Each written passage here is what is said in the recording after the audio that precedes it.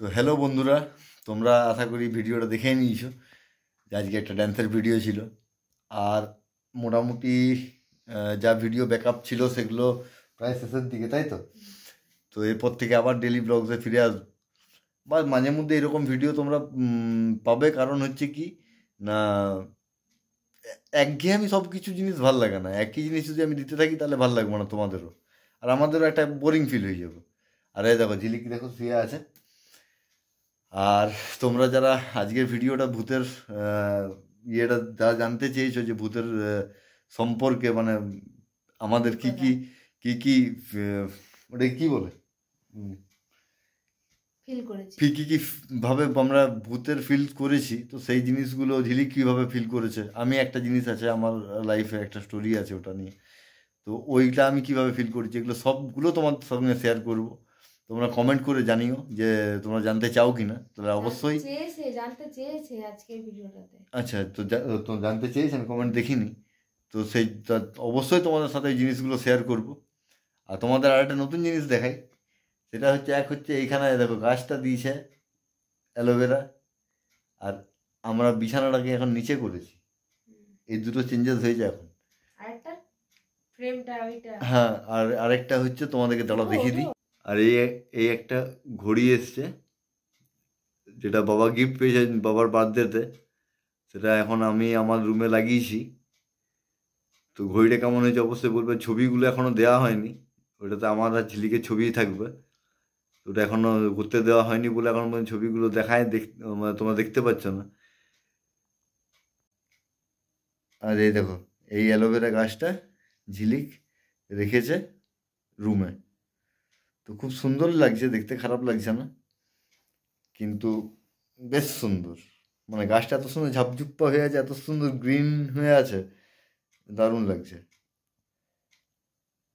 আর এই একটা ঝিলিক নতুন ইয়ে করেছে প্লাস্টিকের ফুল দিয়ে, বেশ সুন্দরভাবে সাজিয়েছে দেখো। এটা বোতলের মধ্যে।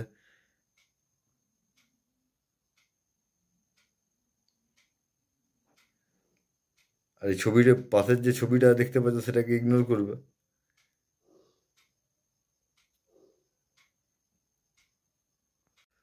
তো বন্ধুরা, তোমাদের কাছে আমার একটা জিনিস জিজ্ঞাসা করবার আছে, যে এই যে ঘরে আমি তোমাদেরকে অ্যালোভেরা গাছটা দেখালাম, তো ঘরের মধ্যে অ্যালোভেরা গাছ লাগানো যায় কি না সেটা একটু যদি যারা জানো তারা অবশ্যই কিন্তু একটু জানিও যে ঘরের মধ্যে অ্যালোভেরা গাছ লাগানো যায় কি না, মানে রাখা যায় কি না। তো বলো তুমি কিছু। ওইটাই আমি জানার ছিল যে অ্যালোভেরা গাছ বেডরুমে রাখা যায় কিনা। আমার বরটা না এতটা ভালো করে কথা বলতে জানে না গুছিয়ে বাগিয়ে, সেটাই হচ্ছে সব থেকে বড় প্রবলেম। এক বলছে এক করছে, মুখটা দেখো বাঁদরের মতো। যাই হোক বন্ধুরা, আমার প্রচুর ঘুম পেয়ে গেছে, আমি তাকাতেও পাচ্ছি না। 11:30 কটা বাজছে গো? 11:30, 11:15 বাজছে, 20। তো তাই বললাম যে ঠিক আছে, কোনো ব্যাপার নেই, তোমরা একটু কমেন্ট করে জানিও। আর আমি এখন ঘুমিয়ে যাই।